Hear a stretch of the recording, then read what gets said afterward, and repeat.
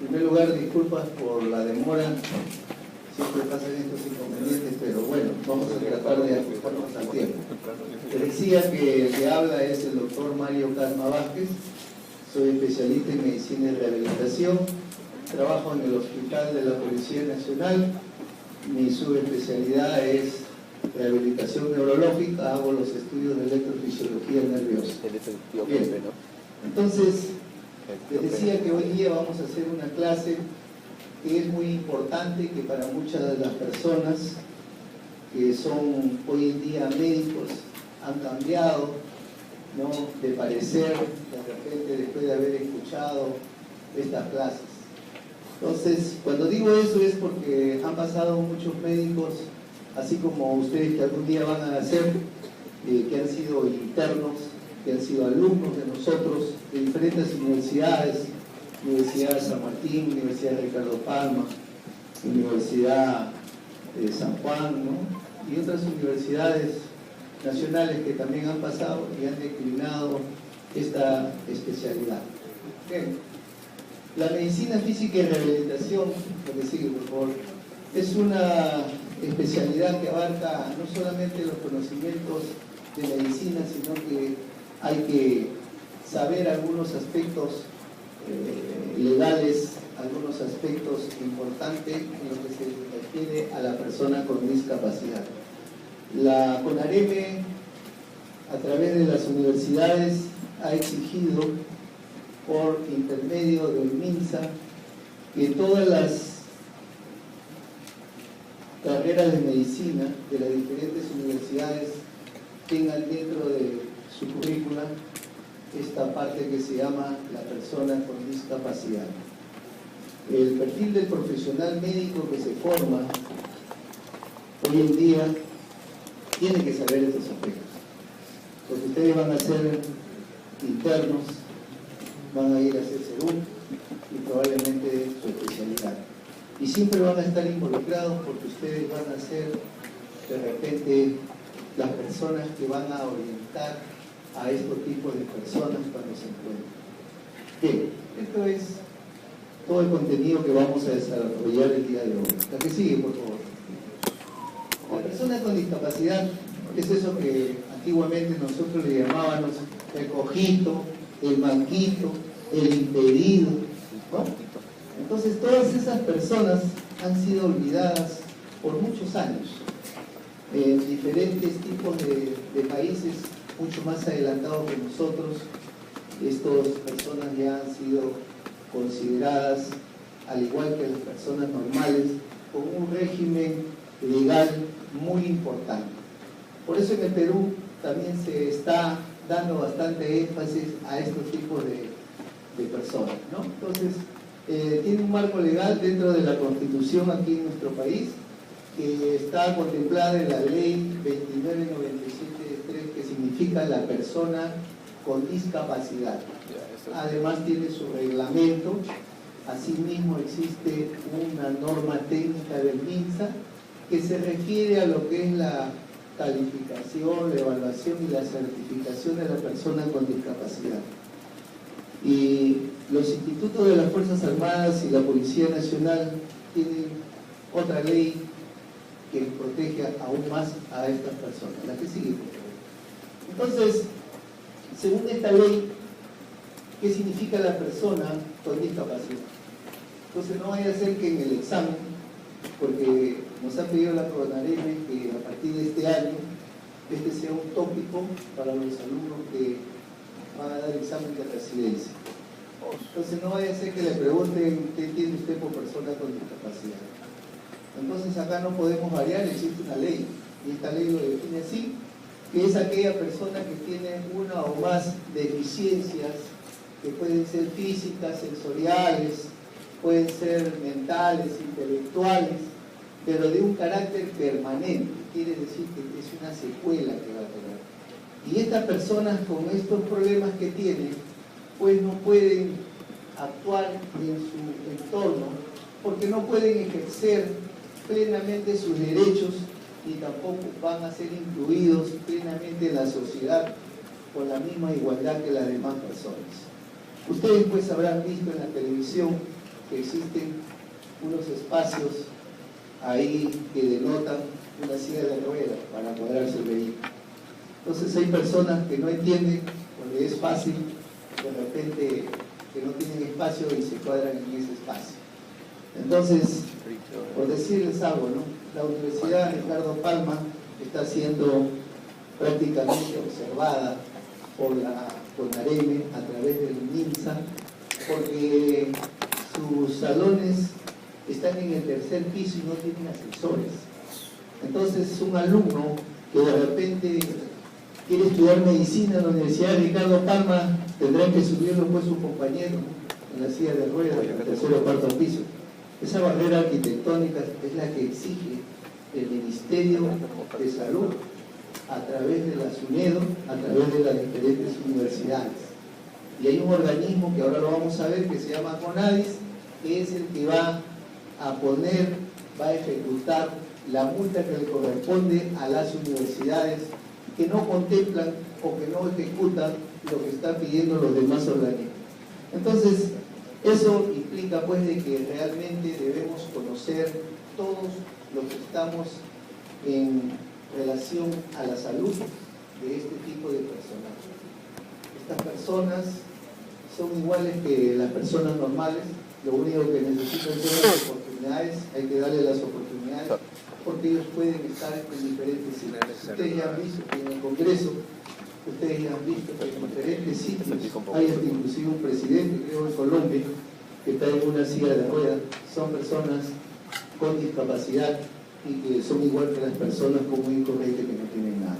Entonces, la que sigue, por favor. Acá existe la ley que yo les acabo de decir. Los miembros de las Fuerzas Armadas y la Policía Nacional tienen esta ley, que es la Ley de Protección al Personal con Discapacidad de las Fuerzas Armadas y la Policía Nacional. Esto también es algo que apareció en la época del terrorismo. Se sacó esta ley, porque también debería pues, ver la Ley de Protección del Personal Médico, ¿no? Debería haber la ley de protección para el personal discapacitado médico, ingeniero o de repente de otra agremiación. ¿Por qué la policía? ¿Por qué las Fuerzas Armadas? Porque en la época del terrorismo cayeron muchos hermanos de nosotros que dieron su vida por la patria y quedaron pues fuera de los que murieron, quedaron parapléjicos, cuadriplégicos, amputados. Muchos perdieron la visión, un ojo, 2 ojos. Y bueno, entonces esta ley es la que se da para proteger a este tipo de pacientes y es hasta la actualidad. A ver, algo para decirles así. El hospital de policía, cuando un paciente sufre un acto o un atentado por parte de algún delincuente y lo deja parapléjico, a ese paciente le dan su tratamiento hasta en el extranjero, lo implementan con silla de rueda electrónica, no eléctrica, por si acaso no digan eléctrica, porque eso es otro tipo de palabra. Y a los pacientes cuando son amputados y son como acto, consecuencia o ocasión de servicio, como dice la ley, esos son los pacientes que le dan.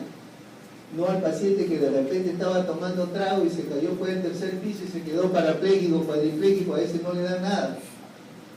¿De acuerdo? Pero aquel que de repente en un asalto o en el narcotráfico le pasó estas cosas, entonces la ley le da todo esto. Imagínense que a un paciente amputado le dan una prótesis mioeléctrica o una prótesis inteligente. Cuesta acá en el Perú 170.000 soles. Significa 2 días en la pierna de un paciente. Eso da el hospital de policía, eso no da el salud, eso no da el MINSA, ¿no? El hospital de policía por esta ley. Entonces, esta ley después protege a este personal. ¿A qué sigue, por favor? Bueno, la discapacidad en el Perú, hay algunos datos. Como este es un tema que está un poco olvidado, porque es un tema de política, es un tema de salud pública, pero al gobierno no le conviene estas cosas porque para ellos es pérdida de plata. Entonces ha estado olvidado y siempre han hecho unas encuestas. El INEI siempre ha estado, pero nunca nos ha dado nada hasta el año 2017, que algo nos ha informado que más de 3 millones de personas en el país son pacientes que presentan un tipo de discapacidad. Solo que a veces estamos acostumbrados que pensamos que discapacidad es aquel que le falta una pierna, le falta un brazo, o no puede caminar, ¿no? Sin embargo, pues, ustedes van a ver ahora las estadísticas que existe una mayor cantidad de las personas que tienen retardo mental. Ya ustedes han tenido una clase, creo, de psiquiatría. Ese es el paciente, pues, que viene de otros departamentos y se vienen a la capital.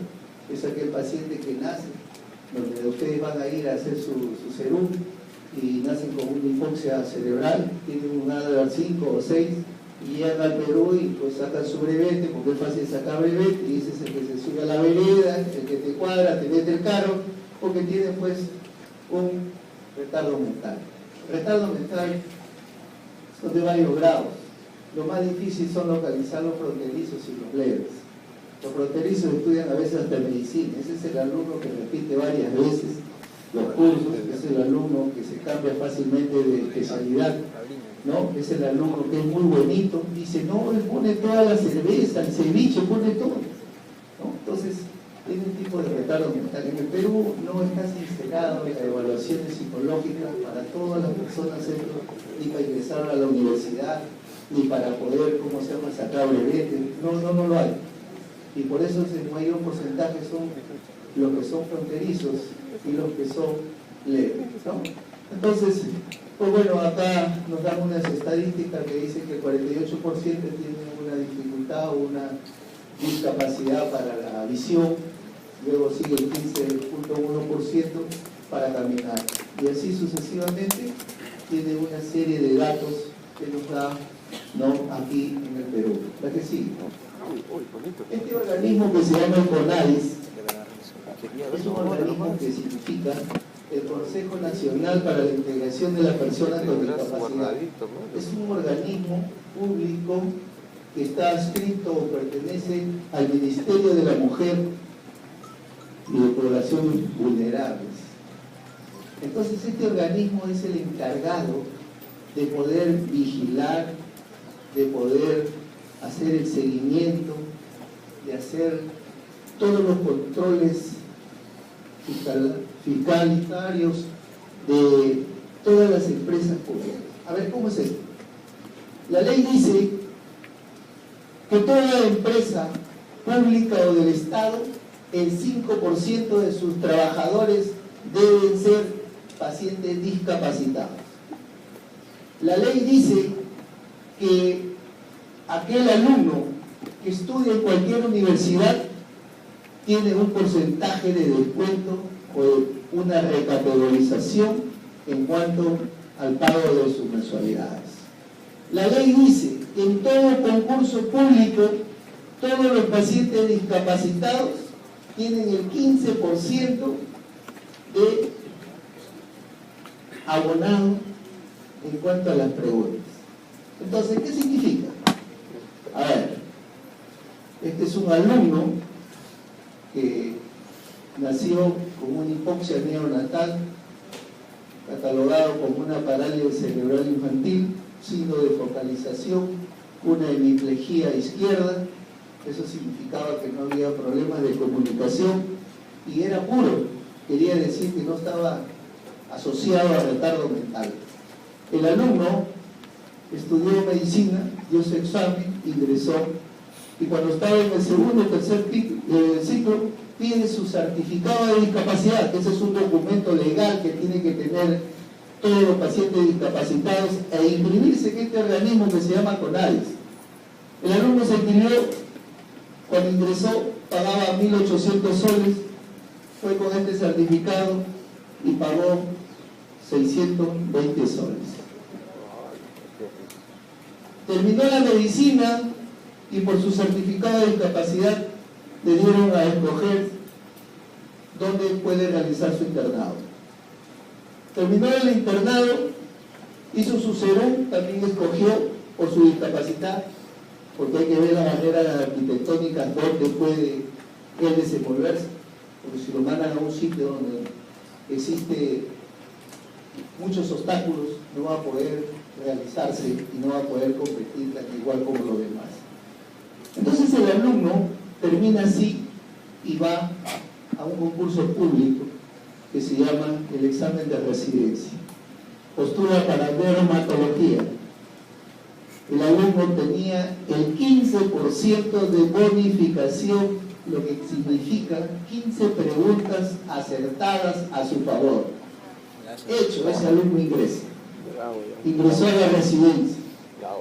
Terminó, sí fue, porque está bueno, dice, claro, porque cuando tú te vas a hacer tu sedón a la punta del cerro, 10 puntos no va a te dar de bonificación, pero dentro del puntaje, no dentro de las preguntas.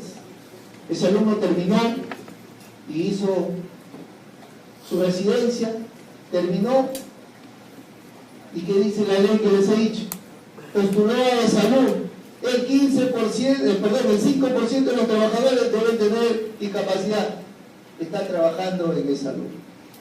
Entonces miren cómo esa ley protege a todas esas personas, pero siempre y cuando que estén inscritos en este organismo.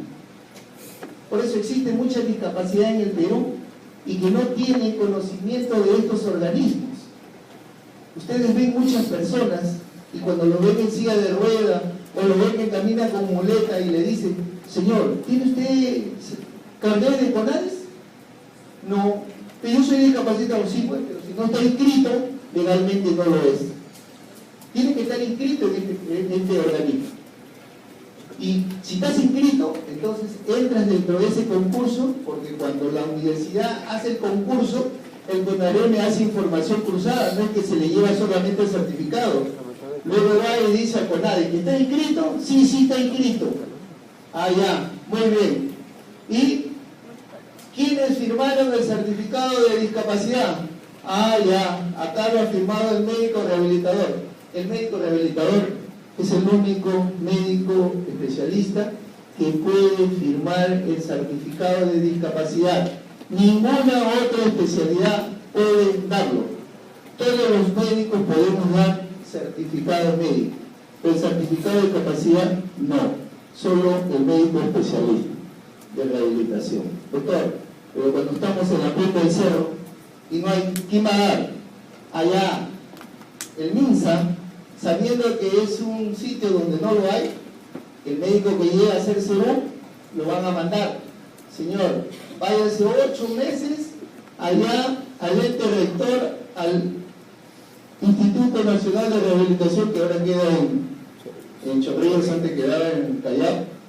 Él te va a formar y te va a dar todas las pautas y te va a inscribir dentro de su registro para poder dar, porque para dar este certificado de discapacidad también tiene que tener el médico rehabilitador un registro, no es que solamente tenga la especialidad.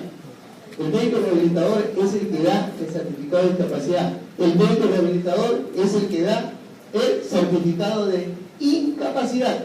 Incapacidad es plata, es diferente a discapacidad. Incapacidad es plata. Bueno, puedo trabajar en la mina y me volé esta mano. ¿Cuánto me va a pagar el seguro por esta mano? ¿Quién es el que va a determinar? El médico rehabilitador, mediante el certificado de incapacidad. Es otra cosa. Bien, la que sigue.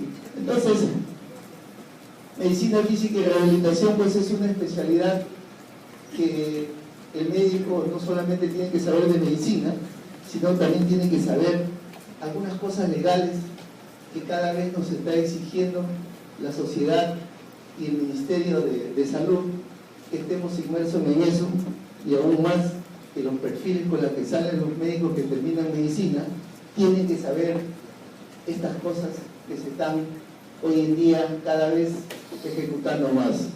Entonces, la medicina física y rehabilitación es una especialidad que utiliza una serie de métodos, técnicas, terapéuticas, agentes físicos muy ionizantes, con la única finalidad de poder mejorar la capacidad funcional, ¿no? Y hacerlo independiente al paciente que ha sido vulnerado por las diferentes tipos de pluripatologías. Los médicos rehabilitadores parece ya fácil. Muchos han llegado y a veces les ha parecido bastante difícil, porque el médico rehabilitador tiene que saber de todas las especialidades, oncología, pediatría, hematología, traumatología, neurología, neurocirugía. Todos los pacientes van a rehabilitación por diferentes tipos de patología. Entonces te tienes que preparar bien, porque si no vas a tener problemas. Bien, porque el neurólogo cuando llega a un DBC isquémico y ya hizo los signos de focalización, ya estabilizó el paciente, tiene una hemiplegia derecha. Entonces la gente pregunta y dice, pero mi papá no camina, mi papá no habla bien. Sí, pues eso se va a acabar en rehabilitación. Sí, pero mi papá tiene 40 años y va a trabajar, eso se para en rehabilitación. Sí, pues nosotros tenemos que introducirlo dentro de la sociedad, dentro del aspecto laboral, dentro del aspecto social, y por qué no decirlos, hace más de 10 años, dentro del aspecto sexual.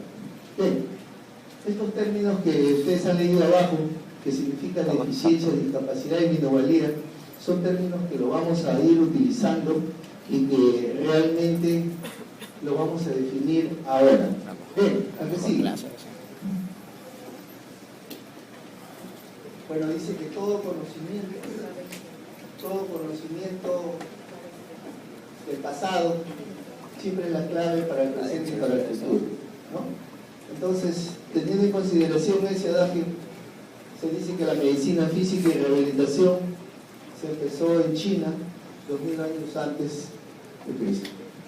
Y empezó con una técnica que se llama frotamiento, que hasta ahora la utilizamos, ¿no? Pero de una manera que no nos damos cuenta. De repente caminamos y nos chocamos con la rodilla y nos duele, y luego nos sobamos. O a veces alguien le mete una patada a alguien y dice, cuando estábamos jóvenes, ¿no? Y decía, sóbate. Sí, pues, ese es frotamiento, ese es un tipo de masaje. El frotamiento hace que segregues bastante prostaglandinas, suprima las prostaglandinas y te va a disminuir el dolor. Entonces, por eso en esa época se utilizó lo que era el Kung Fu y lo que era el ejercicio terapéutico y el masaje. Ojo, una cosa es ejercicio terapéutico y otra cosa es ejercicio físico. El ejercicio físico es el que cualquiera sale, se va a correr, hace las manos para arriba, para abajo. No. Los ejercicios terapéuticos acá están dados por métodos terapéuticos. Significa que tienen sus nombres. Por ejemplo, si un paciente tiene un problema de hombro doloroso, yo le voy a decir, haga el ejercicio de Goldman, después le vas a hacer ejercicio de Sperry, después le vas a hacer ejercicio de Chandler. Y si tienes un problema de columna cervical, hazle un problema de Wilson. Y si eres la lumbar, Williams. Y si tienes una parálisis cerebral, hazle Roba, Cava, Prusto, Freire, Castillo Morales, Boy. Todos estos métodos se los tiene que saber el médico rehabilitador y tiene que indicarle al licenciado de terapia física de que lo tiene que ejecutar. Bueno, pues, entonces en China, hasta ahora, ellos siguen utilizando estas técnicas de lo que se llama, pues, lo que es la luz, el sol, el agua, el aire, la tierra, ¿no? Ellos hacían estas combinaciones para poder mejorar sus enfermedades. La que sigue, por favor. Y asimismo, por ejemplo, los griegos utilizaban en esa época dentro de los templos sus manantiales, había la hidroterapia y el masaje. Como ustedes van a ver, en la mayoría de pueblos, en la mayoría de estados, de ciudades, siempre se va a repetir el agua, siempre se va a repetir el masaje. Algunos van a salir algunos agentes físicos. Y por eso, los agentes físicos más antiguos es el masaje, el ejercicio terapéutico y la hidroterapia. Ha avanzado tanta la tecnología que la hidroterapia ahora tenemos, pues, tanque de Whipple, tanque de Java, hidrotrack, ¿no? Entonces, eso ha ido mejorando. En el siglo V, pues, Hipócrates habla de la concepción del empleo de los medios físicos y le agrega los regímenes dietéticos para una buena salud en la persona. La que sigue. Hipócrates también utilizaba para los dolores siempre los baños termales fríos, como es el mar, se utilizaba pues para los eczemas, para las heridas infectadas, para las contracturas musculares. Los romanos, a través de su gimnasia, el hidromasaje, que es el masaje con agua, ejercicio de estiramiento, masajes, ¿no? Utilizaban, y aparece Galeno con sus escritos sobre los ejercicios y los masajes. Si ustedes hacen una memoria, en las láminas anteriores siempre hemos visto que se repite el estudio del agua, los masajes y el ejercicio terapéutico. La que sigue. En la Edad Media, acá ya cambia un poquito la cosa. Ya no le dan tanta importancia a la parte del cuerpo, sino a la parte espiritual. Entonces, los árabes utilizaron siempre los ejercicios físicos y la hidroterapia. La que sigue. En la época del Renacimiento se daba importancia a la actividad muscular. Aquí vuelve a aparecer, vuelta con Leonardo da Vinci, todas las anatomías que él describe, el uso del ejercicio físico, la hidroterapia, aparece la natación y aparece por primera vez el tratado del ejercicio corporal. Recién aparece, ¿sí? Después de tanto tiempo que no había literatura para poder hablar sobre esto. Aparece este estudioso que se llama William Gilbert, que utilizaba la electroterapia y la magnetoterapia. Cosas que hasta ahora, en esa época desaparecieron. Después no la utilizaron y después la han vuelto a utilizar. De tal manera que el magnetismo hoy en día se llama la magnetoterapia. ¿Qué finalidad tiene esto? Sobre todo los traumatólogos usan eso. Señora, no hay buena consolidación, falta consolidar el hueso, tiene una fractura, está con bota de yeso. Entonces vaya y busque rehabilitación donde tenga magnetoterapia. Es una máquina tan potente que el paciente entra con ropa, con yeso, con todo y mejora, aumenta la consolidación ósea. Y la electroterapia pues es para poder mantener el tono muscular, para mejorar cuando existe alguna alteración del medio periférico, sobre todo a los que le produce una neuropatía periférica, ¿no? Lo que a alguien le ha dado parálisis facial o han visto un familiar que tiene parálisis facial, es imprescindible este uso de lo que es la electroterapia. La que sigue. En el siglo VII, Galileo y Descartes, a través de las tensiones, el uso de la fuerza y las leyes de la palanca, ¿no? También lo utilizan en lo que es rehabilitación. Se utilizó mucho lo que es la balnearioterapia. En el Perú también, si ustedes van acá al sur, por ahí por Cañete, por Mal, hay un sitio donde la gente va y se hay como una laguna y se echa a tocar al cuerpo y todo, ¿no? Antes era lo que es en Ica también igualito. Eran una especie de fango que se echaban en todo el cuerpo y tenía una serie de sustancias que mejoraban, ¿no?, el tono de la piel, la suavidad de la piel, y tenía algunos alcaloides que mejora lo que es los dolores articulares. Por eso cuando ustedes van a Ica y van ahí bajando, encuentran un señor que 5 soles cobra y hace así como una poza y te entierran aquí hasta el cuello de la arena y te ponen una sombrilla. Los dolores articulares, los procesos degenerativos articulares, las artritis, mejoran bastante con esto, la arenoterapia. Se dice en la antigüedad que todas esas arenas son muy especiales, que todo eso era un mar, y esa arena tiene una serie de alcaloides que cuando comienza a salir el sol, comienza a salir como un vapor, y ese vapor es el que se transmite a través de la piel, absorbe esas cosas y el paciente sale bastante mejorado de sus dolores articulares. La que sigue, por favor. Bien, en el siglo XX ya estalló la Primera Guerra Mundial y entonces aparecen unas nuevas técnicas de mejoramiento para los pacientes que han caído en estado de guerra. Entonces hacen sus estudios para desarrollar esta técnica para recuperar a sus soldados, ¿no? Algo parecido pasó, como se llama, en el hospital de policía. Cuando hubo el terrorismo, todos los pacientes se iban al extranjero.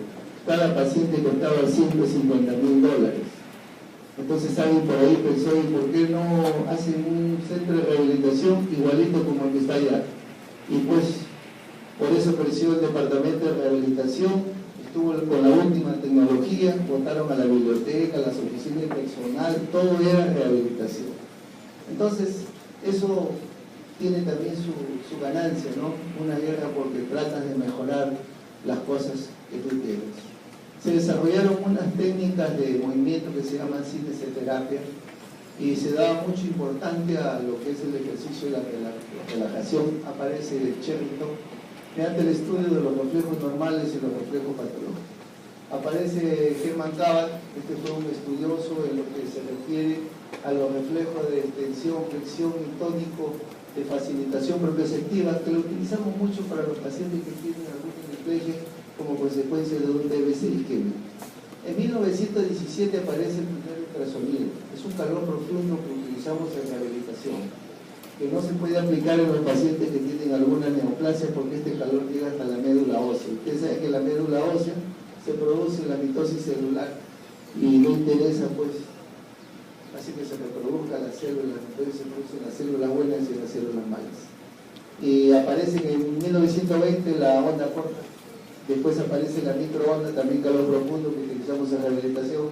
Bueno, en rehabilitación también utilizamos láser, no solamente pues en cirugía ocular, la cirugía abdominal que se opera, ¿no? Sino nosotros también utilizamos un láser, dependiendo pues el láser de neodimio, láser de rubí, ¿no? Hay diferentes tipos. Utilizamos el láser sobre todo en parálisis faciales y problemas de alta cuando existen una radiculopatía. Bien, ¿para qué sigue? En medicina física y rehabilitación, teniendo en consideración lo que acabamos de ver, la historia clínica es igual como la historia clínica que ustedes ya han estudiado cuando han empezado a estudiar medicina, ¿no? Pero nos interesa no mucho el diagnóstico de la enfermedad, nos interesa más el diagnóstico de discapacidad. Pero los signos y los síntomas de la discapacidad son diferentes a los signos y síntomas de la enfermedad. A ver, si yo tengo un paciente que de repente tiene una fractura de húmero derecho y que de repente me ha ocasionado el nervio radial, entonces a mí no me interesa mucho la fractura, el nivel, o no. A mí lo que me interesa es, ¿usted es zurdo o usted es derecho? ¿No? Me interesa porque si el señor, la fractura es derecha, y ahí está la lesión del nervio radial, el señor no va a poder escribir, no va a poder ponerse la camisa, no va a poder comer. Si es con el lado izquierdo, ahí sí. Entonces a mí me interesa esa discapacidad de poderla mejorar. Entonces los signos y los síntomas que yo pregunto en ese momento no son pues como los de medicina, ¿no? Entonces por eso nos interesa mucho poder determinar la discapacidad. Por eso el médico rehabilitador cuando va dice, ¿hemiplegia derecha o izquierda? Allá, ¿por qué pregunta derecha e izquierda? Porque la hemiplegia derecha está en relación a la comunicación. Va a tener dificultad para hablar, disartria, afasia, no lo sé.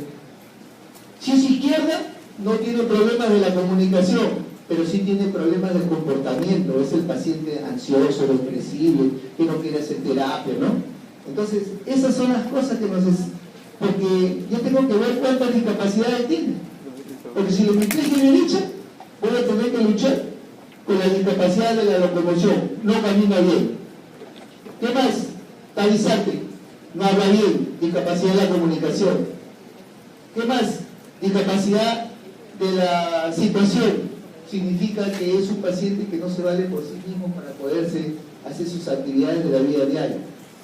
Discapacidad de la destreza, no es muy diestro. Entonces todas esas discapacidades yo las tengo que anotar en mi plan de trabajo para poderlo mejorar. Bien, la que sigue. En esta historia clínica, el médico rehabilitador tiene que apuntar mucho dentro de las evaluaciones, que hace una evaluación funcional. Así como el geriatra, ¿no? Pregúntenle ustedes a los geriatras. Cuando el geriatra viene viejito, ¿no? Tiene 82 años, oye, pero es funcional. ¿Qué significa? Que el viejito come solito, se va al baño solito, se asea solito, es funcional. Pero cuando depende de otra persona, ya no es funcional. Entonces en rehabilitación también nos interesa mucho cuánto de funcionabilidad tiene. Nosotros tenemos una escala a través de la Cruz Roja para poder determinar esa funcionalidad. La evaluación física, la evaluación ocupacional, necesitamos una evaluación psicológica y una evaluación socioeconómica. Esas son todas las evaluaciones que están a cargo de los diferentes licenciados, que el único fin es de poder mejorar la capacidad funcional y hacer que ese paciente sea independiente, ¿no? Y podamos mejorar su calidad de vida. Bien, la que sigue. En medicina de rehabilitación, el diagnóstico de la enfermedad, ya les he dicho de que eso lo tomamos como referencia, pero nos interesa más saber la deficiencia, la discapacidad y la minusvalía, términos que le dije que lo íbamos a definir. La deficiencia está en relación a la secuela patológica. La discapacidad en relación a lo que es la funcionalidad. Y la minusvalía a lo que es el aspecto social. A ver, vamos a entendernos. Si yo tengo en este momento un paciente que le pasó el tráiler y le amputaron la pierna, ese acto que ya no tiene la pierna, ese órgano que se fue, ese paciente tiene una deficiencia. Tiene una deficiencia porque ya no tiene ese segmento, ese órgano. Hasta ahí es deficiencia. Porque para que haya discapacidad tiene que haber deficiencia. Cuando le digo, señor, a ver, párese y camine, no puedo, doctor, va a saltar. Eso que no puede caminar, o sea, una actividad que hace dentro de las cosas normales de un ser humano, eso ya se llama discapacidad, por eso tiene que ver con la funcionalidad. Y la minusvalía no, pues la minusvalía ya es un aspecto de la parte social, de algo que no puedes tú competir con los demás, ¿no? Y entonces es un aspecto social. Lo vamos a tocar ahora, la que sigue.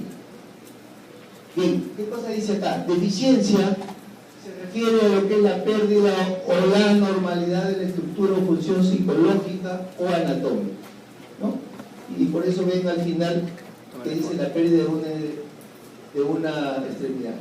Todos, muchos que estamos acá, somos deficientes. Todos los que tienen lentes, anteojos, son deficientes.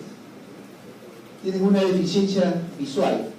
Entonces, si yo los pongo a dar examen a toditos, y todo lo que tiene lentes les saco los lentes. Entonces, ¿eso qué significa? Que no va a ver, porque de repente los números los va a ver mal y no va a poder leer, no va a poder competir con el que realmente está a su costado.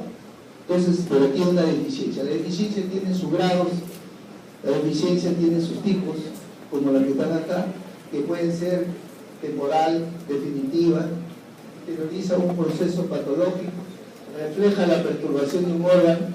Por ejemplo, ¿a cuántos los han operado del apéndice? Son deficientes. Aquel que le falta un riñón, son deficientes, tiene una deficiencia visceral. Entonces, no nos olvidemos pues que esto es una deficiencia, ¿no? Cuando hay la pérdida de algún órgano, en ese sentido. Bien, la que sigue. Tipo de deficiencia: intelectual, psicológico, del lenguaje. Ojo, del lenguaje. Porque a veces le digo, el paciente tiene una disartria, ¿cuál es el tipo de deficiencia? Y me dice, deficiencia de la comunicación, doctor. Mentira. La deficiencia se llama deficiencia de lenguaje. Lo que sí se llama es discapacidad de la comunicación, eso es otra cosa. Entonces, esa es la única que es diferente, porque la deficiencia de la visión también es igual a la discapacidad de la visión. ¿De acuerdo? Y tenemos las musculoesqueléticas, ese paciente que de repente tiene una monoplejía tumoral derecha, el paciente que tiene una parálisis braquial, esos pacientes tienen una deficiencia musculoesquelética. Viscerales, aquellos que le han sacado órganos, ese paciente que le han hecho una antrectomía, ese paciente que realmente tiene que comer por partes, es un paciente que tiene una deficiencia. Pero cuando ya se comienza a comparar con una persona normal, ya presenta una discapacidad. La que sigue. Bien, hablamos antes del CONADIS, que es el organismo del Consejo Nacional para Personas con Discapacidad. Ellos son los únicos que pueden hablar de la estadística adecuada de los pacientes con discapacidad. Entonces ellos están hablando que, por ejemplo, que la mayor capacidad es en hombres, 59.68% es en hombres y 40.32% en mujeres. O sea, hay más discapacitados en hombres que en mujeres. Los que están inscritos en el CONADIS, pueden haber más, pero que no están inscritos, porque no saben los derechos que pierden, ¿no? Entonces, este es el registro que tiene. Eso lo hicieron del año 2000 al 2014. No existe otro en la actualidad. El otro lo realizó el INDI en el año 2017. Bien, la que sigue. Acá, por ejemplo, los grupos etarios. Acá vemos que entre los 30 y 40 años, 44 años, un 22.23% están los pacientes discapacitados. Luego sigue el grupo etario de 45 y 59 años y luego sigue el de 60 o más años con un 18.88%. Como vemos, a menor edad, menos discapacidades, menos deficiencias. La que sigue. En esta lámina se muestra de que un paciente puede tener, sea hombre, sea mujer, varias deficiencias. Por ejemplo, en el primero dice, con una deficiencia, el hombre tiene 61%. Cuando hay deficiencia, el hombre tiene 59.0%. Y así, ¿no? O sea, ellos van comparando cuántas. Una persona puede tener varias deficiencias, lo que quiere decir también varias discapacidades. La que sigue. Y acá, por ejemplo, ellos hablan en su estadística que la mayor porcentaje de deficiencias es la músculo-esquelética, con un 64.72%. Luego viene la deficiencia visual con un 20.08% y un 5% de la audición. Estas son estadísticas que ellos lo reflejan de la inscripción de las personas con discapacidad. Ese es el único organismo que puede dar una versión oficial de la persona con discapacidad. Pueden haber muchas personas que son discapacitadas, pero no están inscritas acá. ¿De acuerdo? La que sigue. La discapacidad que viene como consecuencia de la deficiencia, que hemos dicho antes que se refiere al aspecto funcional y que va a estar definida como la restricción o ausencia de la capacidad de realizar una actividad dentro de la forma o el margen que se considera normal para un ser humano.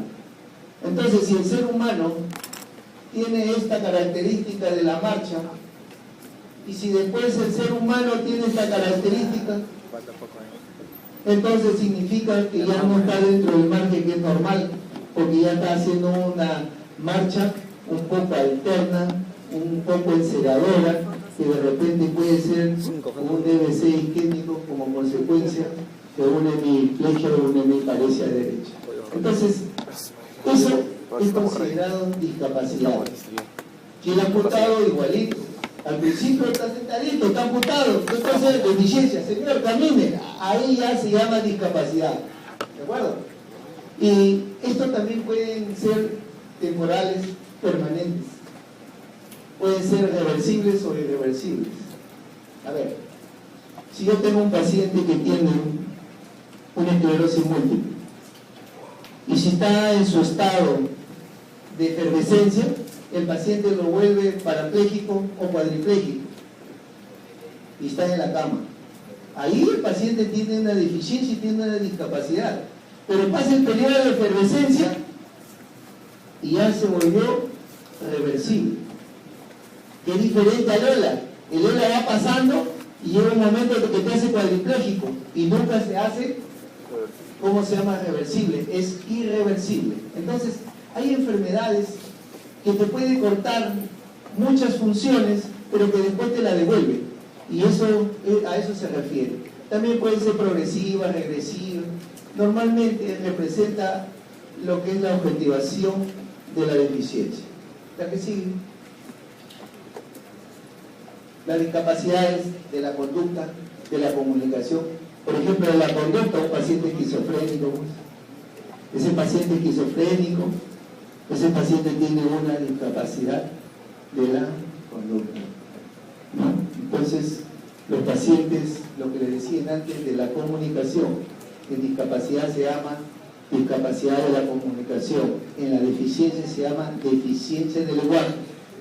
Hay la discapacidad de la disposición corporal, destreza, cuidado personal, todo así eso lo que nosotros valoramos. Ojo, hay personas, hay alumnos que a veces dicen, tienen una discapacidad motora, no hay discapacidad motora. Esa discapacidad motora quiere decir de locomoción. Tiene discapacidad de la movilidad, no existe discapacidad de la movilidad, solamente las discapacidades que están acá. Ustedes las tienen que transformar a esas cosas. Bien, la que sigue. También tiene su estadística de las discapacidades. Ojo que discapacidad, también cuando se habla de limitación. El paciente que está limitado significa discapacidad. Limitación igual discapacidad. Por eso acá el cuadro dice, no, Registro Nacional de la Persona con Discapacidad, por el número de limitaciones. Entonces nosotros sabemos que es por el número de discapacidades. Y ven ahí que con una discapacidad en los hombres, pues 61.5%, las mujeres 38.5%, con dos limitaciones, dos discapacidades, el hombre con un 60.97% y las mujeres con un 39.03%. Y así, ¿no? Porque a veces tienen una, a veces tienen dos, a veces tienen tres limitaciones o discapacidades. La que sigue. En este cuadro, por ejemplo, dice según el tipo de limitación. Entonces ellos reflejan en su estadística que la discapacidad más frecuente que presenta es de la comunicación. O sea que significa que los que están inscritos tienen más problemas para hablar de la comunicación. En segundo lugar, de la locomoción. O sea, en segundo lugar, de los que no pueden caminar bien. En tercer lugar, de la estrés. Aquellos que no tienen una buena reacción dentro de su organismo frente a alguna serie de actividades que hacen. Y así sucesivamente. La que sigue, acá, por ejemplo, dice cuáles son las enfermedades, de acuerdo a su porcentaje, que afectan la función intelectual. Y vemos, por ejemplo, que el retraso mental es el 92.0%. Miren la cantidad de discapacidad que se presenta, ¿no?, en la alteración de la función motor. Entonces, el retardo mental en nuestro país existe en buena proporción. En buena proporción. En segundo lugar, está lo que es las alteraciones cromosómicas, con un 8.62%. El autismo, el síndrome de Asperger, con 4.38%. El hidrocéfalo, con 0.73%. Todas estas estadísticas que ellos tienen es porque han inscrito a esos pacientes con el certificado de discapacidad. Los certificados de discapacidad solo se dan en los hospitales de salud del MINSA, de salud, Fuerzas Armadas y Policía Nacional. Ustedes ya saben cuando le digan a su paciente, pero ¿cómo puedo sacar? Va a la clínica y la clínica no da. ¿De acuerdo? La que sigue. Y acá, por ejemplo, ¿cómo es la función mental? ¿Qué enfermedades es la que es más frecuente que afecta la alteración, la función mental? Y vemos pues que un 46.95% de epilepsia. Hay buena cantidad de personas epilépticas en nuestro país, un 46.95%. La esquizofrenia en segundo lugar con 35.36%, y otros más que ustedes la presentarán. La que sigue. Y acá la función auditiva. La discapacidad de la función auditiva, la más frecuente que se presenta en la enfermedad, es la hipoacusia conductiva y la neurosensorial, con un 62.0%. Y después sigue otras hipoacusias. La que sigue. Y acá la función visual, la enfermedad que más frecuente ocasiona alteración de la función visual es la enfermedad de la ceguera de ambos ojos, ¿no?, con un 30.02%, luego la ceguera de un ojo, con un 27.13%, ¿no?, y así sucesivamente. La que sigue. Y acá, dentro de lo que es la discapacidad o la limitación musculoesquelética, la patología más frecuente es las paraplejías, con un 51.23%. En segundo lugar, las monoplejías con 25.07% y las cuadriplejías con un 19.31%. Bien, la que sigue. ¿Cuáles son los grados de discapacidad? Siempre tomo en el examen y a veces tomo solamente por numerito. ¿Cuántos grados de discapacidad son? 3, doctor. Sí, pues, ¿y el cero qué? El cero no es número. Cero significa que no tiene discapacidad. Y 1, que es con discapacidad independiente. Quiere decir que el paciente hace una actividad que demanda bastante esfuerzo para poderla hacer, pero la hace, la termina haciendo. No necesita de un ortético de ninguna persona. Le es dificultoso, pero la hace. Y con discapacidad autosuficiente. Quiere decir que hace la actividad, pero para poderla realizar necesita de un ortético. Ortético es un dispositivo, una férula, ¿no? Alguna confección de algún gancho, algo. Entonces, y además de eso, necesita el apoyo de una persona, pero por algún momento. De repente la persona agarre, le ayuda para pararla y ya de ahí camina, se va y todo. Solo necesita por algún momento que es para pararla. Entonces, eso estamos hablando que se llama lo que es discapacidad autosuficiente. Y la discapacidad dependiente de otra persona, que es una discapacidad severa, esa sí necesita el ortético, necesita el apoyo de una persona, pero no para un momento, sino en forma permanente para todas sus actividades de la vida diaria. ¿De acuerdo? Bien, la que sigue.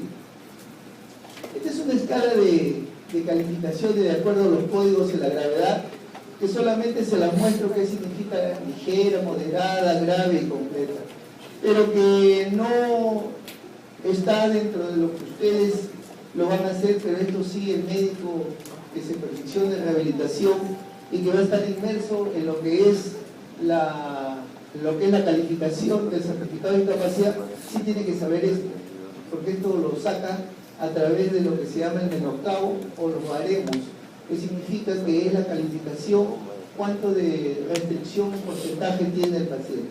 ¿Bien? Se las traigo solamente para que ustedes conozcan que esto existe. La que sigue.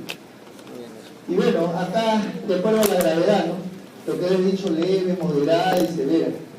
Severa, 35.65%. Moderada, 44.01%. Y leve, 19.01%. Significa que el 35.65% solamente pueden hacer uso del metropolitano. Viajar en el metropolitano, una persona con discapacidad que no paga el pasaje, es aquella que solamente tiene el grado de severa, no es que aquel que tiene leve ni moderada. A los que son leves le dan un certificado de discapacidad que se llama discapacidad temporal. Usted tiene un esguince del tobillo y le dan un certificado de discapacidad temporal, pero temporal no se da certificado de discapacidad, tiene que ser permanente, ¿de acuerdo? Y también tiene que ser, para que se gane esto, severa. Entonces hay muchos que son moderadas, tienen permanente, pero son moderadas, no le dan el pasaje gratis, ¿de acuerdo? Para el metropolitano. La que sigue. Bueno, este es un formato, cada hospital tiene un formato del certificado de discapacidad.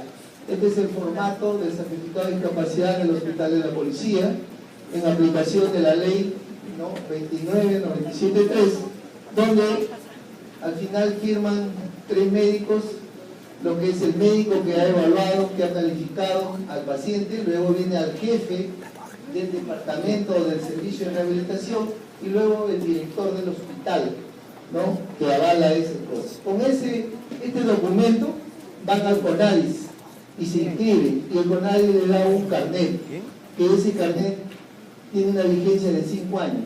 Después vuelta nuevamente, usted presenta y creo que después ya le dan por 10 años, y así sucesivamente. Son organismos del Estado, son los que vigilan, son los que controlan todas estas cosas.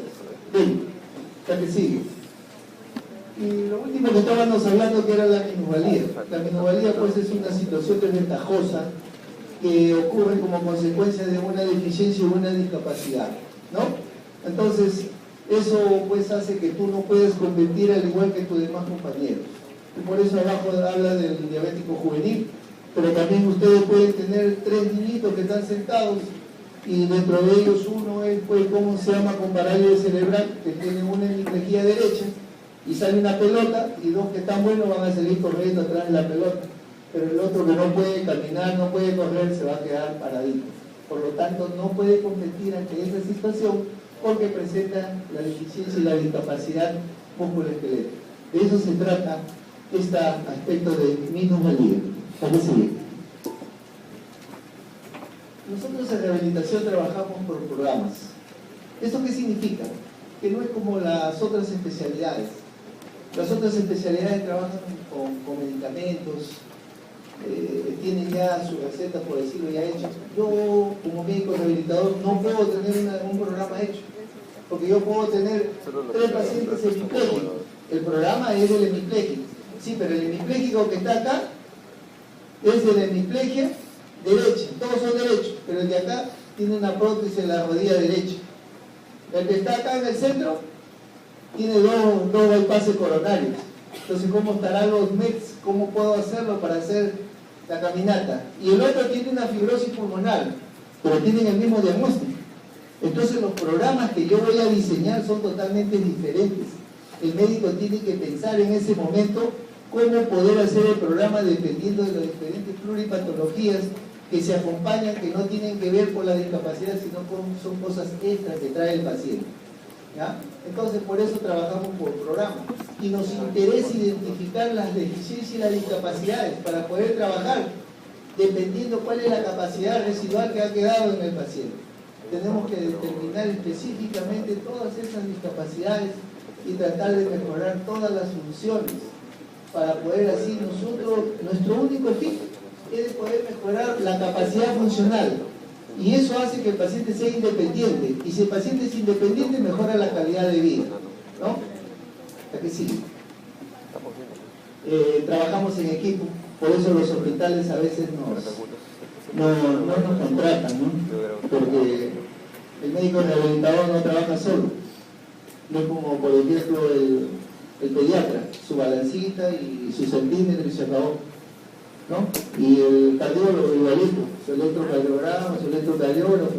Pero el médico rehabilitador no, porque el médico rehabilitador va a decir un gimnasio, quiere ultrasonido, quiere infrarrojo, quiere magneto, quiere láser, ya, y también me contratas el terapista físico, el terapista ocupacional, el psicólogo, todo. Entonces, recursos humanos, infraestructura, implementación, es plata. Entonces el hospital no quiere invertir, es más fácil otro tipo de especialidad. Pero dado el caso que el Ministerio de Salud, el MINSA, mediante una norma técnica, ha dicho que todos los hospitales, desde el nivel 1, deben tener, lo que llaman un UBAC, deben tener una sección de rehabilitación. Es imprescindible. El hospital nivel 3, nivel 4, que deben tener, ¿no?, sus diferentes servicios de rehabilitación. Por ejemplo, nosotros tenemos 2 gimnasios.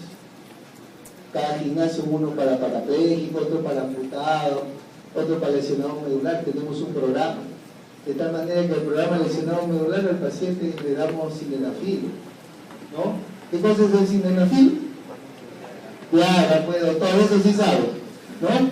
Entonces le damos ese vasoirrigador y mejoramos su calidad de vida, porque ese paciente no tiene erección voluntaria. Entonces todo está acá. Entonces le damos su sonda, le damos sus pañales, le damos su silla de rueda mecánica, le damos sus colchones antiescalas. Todas esas cosas le damos en el programa del lesionado medular. Y trabajamos con programas, cada uno es por programa. Programa del amputado, programa del hemipléjico, programa del lesionado periférico, ¿no? Entonces trabajamos por programas, cada uno trabaja en programa de rehabilitación pediátrica, programa de niños, ¿no? Entonces trabajamos con ellos. El médico rehabilitador es el que se encarga, el eje de poder determinar, ¿no? A ver, ¿cómo es? Displasia de cadera, ya pues trabajamos la displasia de cadera. ¿Es con pañales? ¿Es con yeso? ¿Es con la férula de feta? ¿Con qué? Nosotros decidimos, no. Hay que hacer una interconsulta, a ver qué opina el cirujano ortopedista. Ya, lo hacemos, no. De repente no solamente tiene un problema de cadera, ¿sabe qué? Tiene un problema neurológico central, una interconsulta de neurólogo. El médico rehabilitador es el encargado de poder pedir las ayudas diferentes dependiendo de lo que traiga el paciente, ¿no?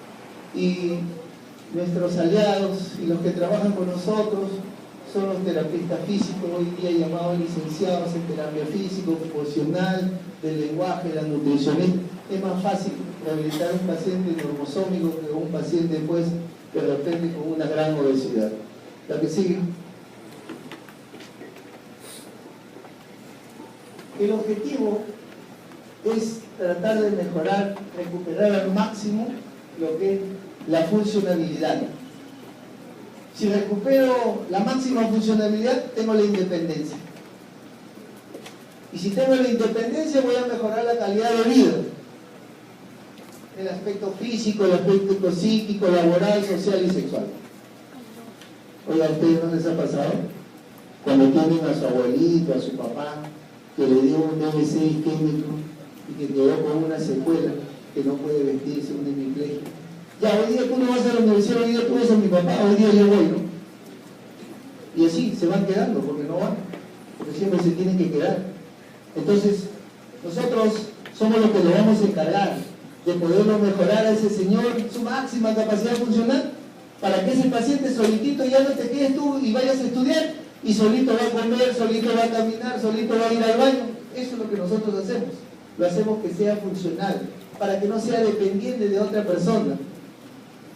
Entonces, lo hacemos mediante los programas. Por eso es importante que hay que prevenir, que hay que disminuir y mejorar las discapacidades. Se pueden prevenir las discapacidades, ¿no?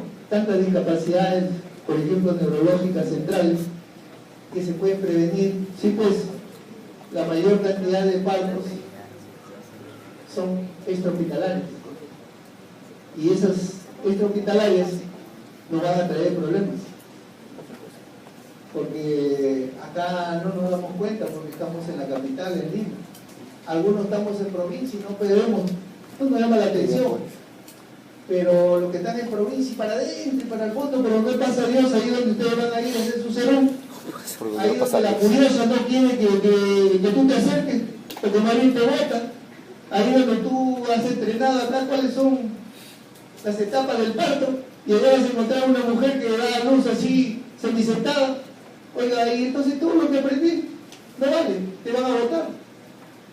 Entonces, hoy en día ha cambiado la táctica y el MINSA ya no los aleja, ahora los trae. La curiosa, la comadrona, oiga, le vamos a enseñar.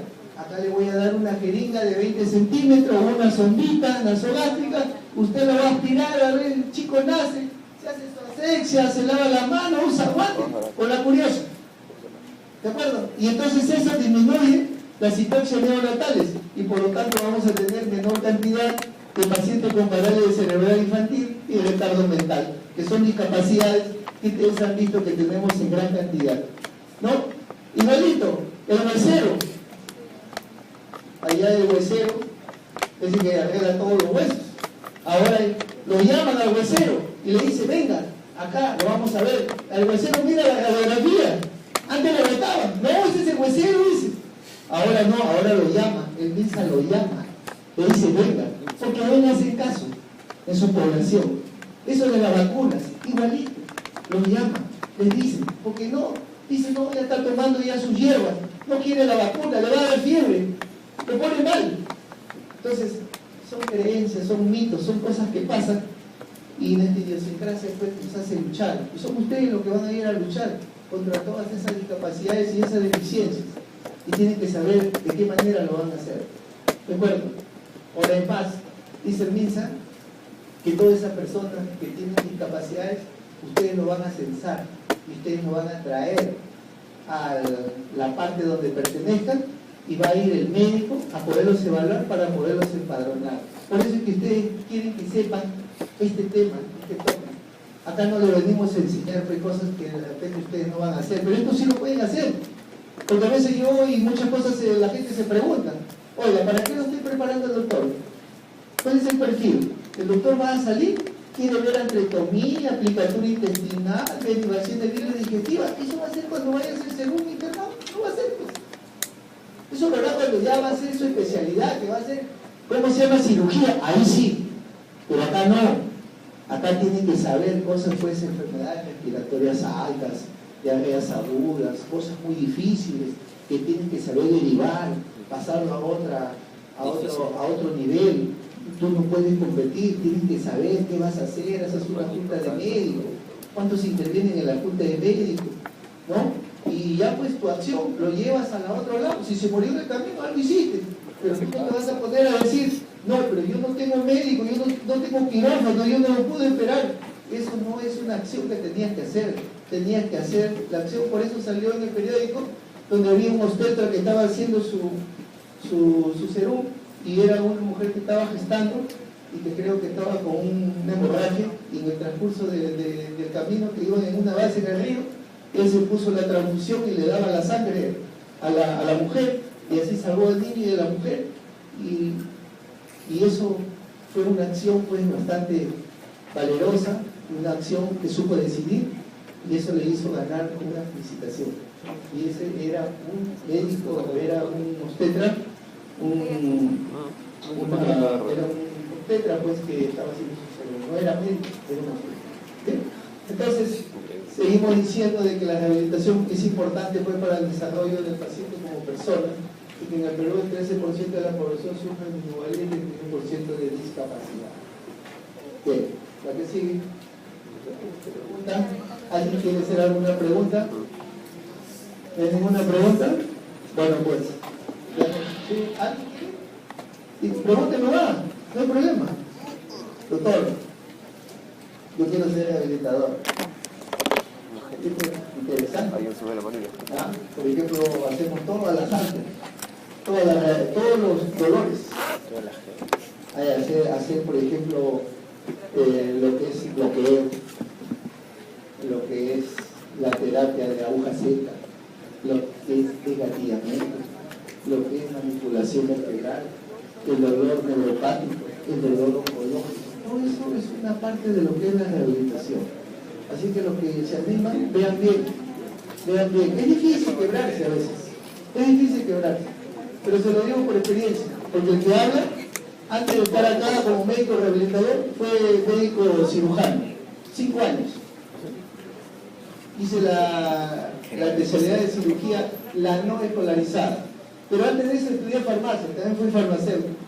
Entonces, y después vine a Lima y dije, mucho, no, ¿cómo? ¿Y la cirugía? No, quiero ser rehabilitador, porque yo donde estudié en provincia nunca había visto lo que vi en el IETR, y por eso me decidí a hacer la especialidad. Es difícil, después de haber operado estómago, cáncer, hacer cesáreas y todas esas cosas, porque en provincia el cirujano hacía de todo, y ahora estoy en lo que es rehabilitación. Por eso le digo, marca un, cuando tú ves, ¿cómo estás? Son gustos, hermano. ¿Qué es lo que quieres? Bien, si no hay ninguna pregunta, antes les quiero informar que la doctora Tueros ha conversado con un grupo de los que han hecho práctica en estos días. Lo que les toca el día de mañana, creo que los compañeros que han hecho tienen, ¿cómo se llama?, el número telefónico, y pueden llamar a la doctora Tueros, al que habla, ¿no?, para su grupo de práctica, para hacerlo lo más antes temprano, porque tenemos un poco de problemas. Porque a la hora que ustedes ya llegan con hipoglicemia, ¿no?, llegan con sueño, entonces, y no vemos pacientes, porque la idiosincrasia del Perú es así, solamente en la mañana. Entonces, si ustedes van temprano, les guardamos pacientes y lo podemos hacer y hacemos la práctica adecuada. Para lo que les interesa con mi grupo, yo soy el doctor Kama, anoten mi número, 49-6046, 49-6046. Si yo llamo a la doctora, me dice, tengo que contar, doctora, podemos ir a tal hora ya. A mí, lo que le toca práctica mañana, yo estoy en el consultorio número 4. Si van temprano, vemos el estudio de electrofisiología nerviosa, que yo me dedico a eso. Ustedes le llaman electromiografía, a eso hago yo. ¿De acuerdo? Lo que va temprano, pues. Si van los dos grupos, mejor. ¿De acuerdo? Así que les paso el dato, porque hemos visto en la primera práctica que han llegado a las 2 de la tarde, como corresponde, ¿no? Pero nosotros les pedimos, si ustedes tienen la disposición de hacerlo más temprano, no hay ningún problema. Solamente se pone de acuerdo siempre y cuando que sean todos, pues. ¿Ya? Bien, les agradezco su atención y nos vemos la próxima.